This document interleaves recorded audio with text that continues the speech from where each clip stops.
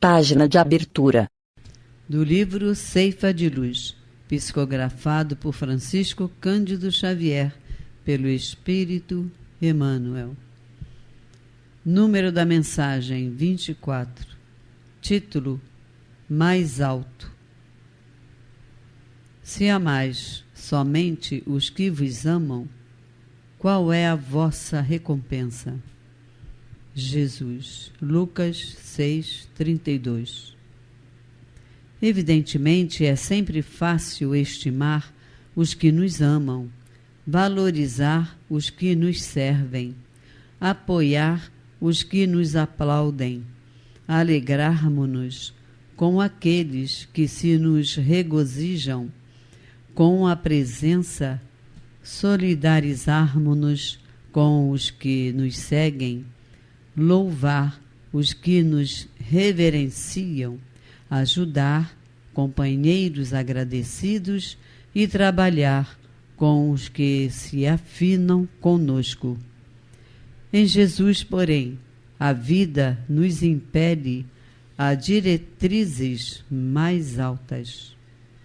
É preciso desculpar os ofensores e orar por eles, compreender os que nos desajudem, respeitar os que nos desaprovam, abençoar quantos nos criem problemas, prestigiar as causas do bem de todos, ainda quando partam daqueles que não nos comunguem os pontos de vista, admirar os opositores naquilo que demonstrem de útil, auxiliar os irmãos indiferentes ou incompreensivos e contribuir nas boas obras junto daqueles que nos desconsiderem ou hostilizem.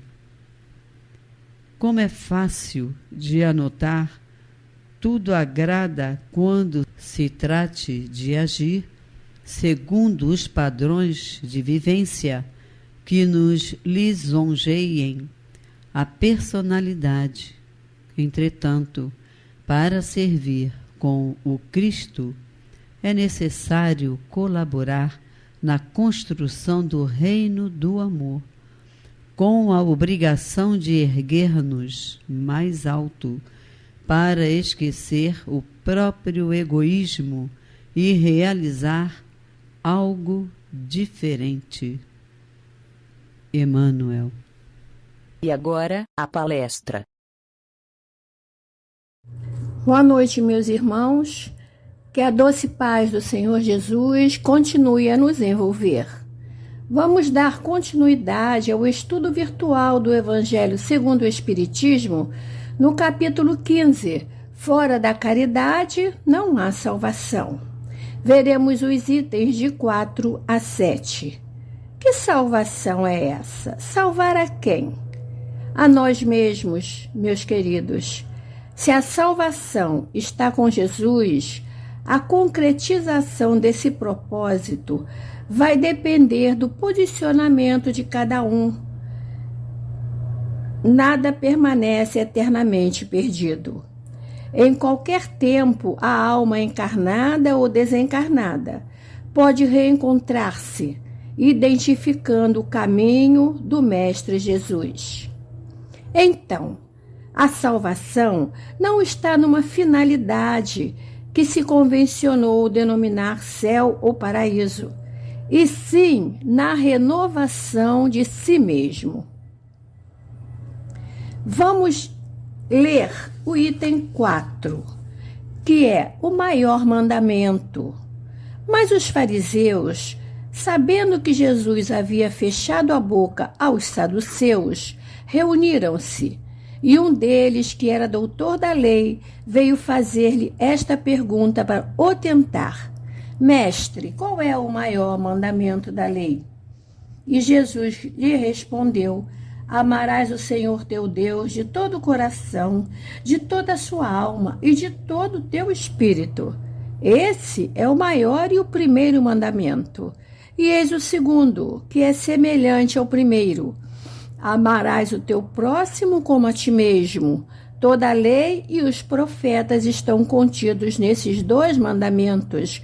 Mateus capítulo 22, de 34 a 40. Então, qual é o maior mandamento? Ensinou Jesus. Amar a Deus sobre todas as coisas e ao próximo como a si mesmo. Entendemos, então, que não se pode amar verdadeiramente a Deus sem amar o próximo, e nem amar o próximo sem amar a Deus. Meus queridos, é preciso que os homens entendam e assimilem bem o espírito do mandamento, para que não caiam em erro, amando as virtudes do próximo.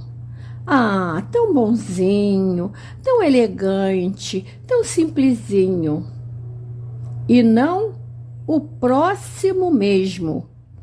Porque quase sempre as pessoas amam as virtudes do próximo e não o próximo em si.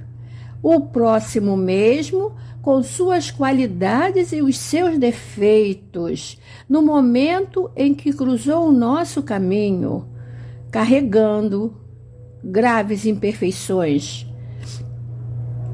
Então, amemos, portanto, o indivíduo em si, tal como se acha no momento em que o encontramos, pelos caminhos da vida. O item 6, o apóstolo Paulo, em uma de suas comoventes mensagens, contida na primeira epístola dos Coríntios, que é um poema, e o coração se derrete ao recitar, não é verdade? Ainda que eu fale todas as línguas dos homens, e mesmo a língua dos anjos, se eu não tiver caridade, sou apenas como bronze que soa ou o símbolo que retine.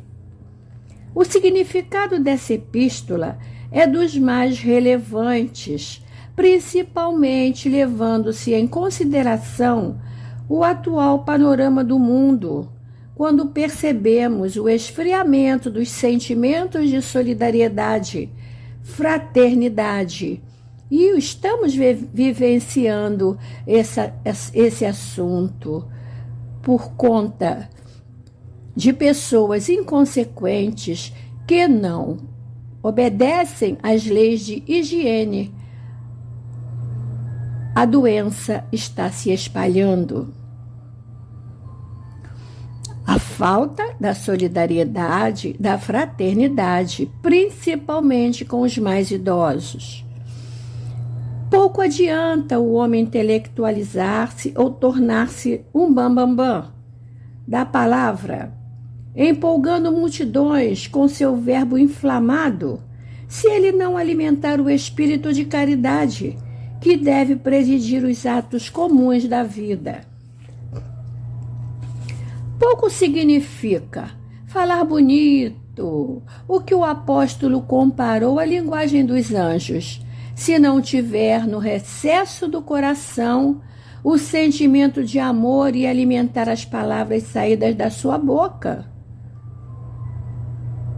Segue o poema.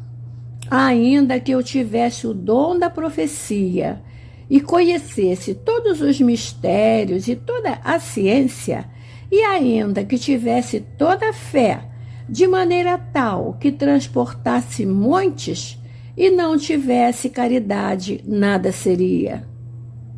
Demonstrando, meus queridos, que tanto para aquele que possui o dom da profecia, o sábio que conhece todas as ciências, o teólogo que se compenetrou dos preceitos da lei, o religioso que possui potentosa fé, se não tiver caridade a nortear suas vidas, tudo isso nada representará. Ainda que eu distribuísse toda a fortuna para o sustento dos pobres, e ainda que entregasse meu corpo para ser queimado, e não tivesse caridade, nada disso aproveitaria. Entendendo que a doação de alguns bens materiais e a entrega do corpo para ser queimado, como um ato de mortificação voluntária, se não tiver caridade como alicerce, nada servirá. A caridade, como ensinou Jesus, deve ser desinteressada, e aquele que a pratica não deve tocar trombetas diante de si. Desse modo, o ato não passará de mera hipocrisia.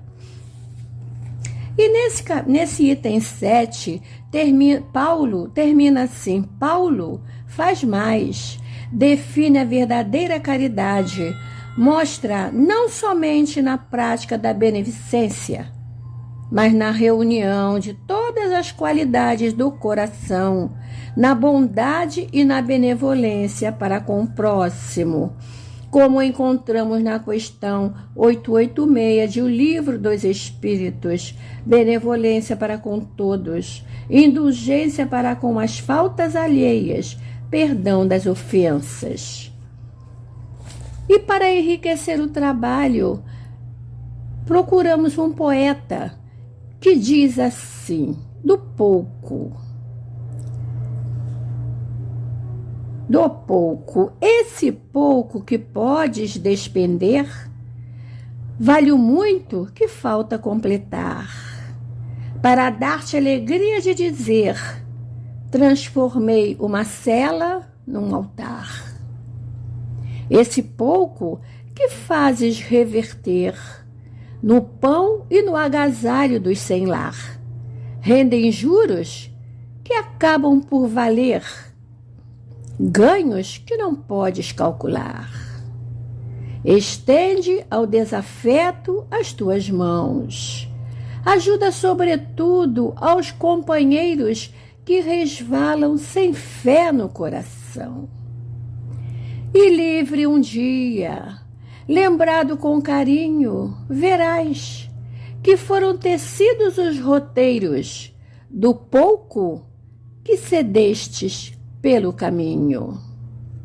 Meus queridos amigos, ainda é tempo, estamos no mês de janeiro e desejamos a todos um ano novo, de muita saúde, de muitas alegrias, de muita harmonia no lar, nos corações. E sintam-se abraçados.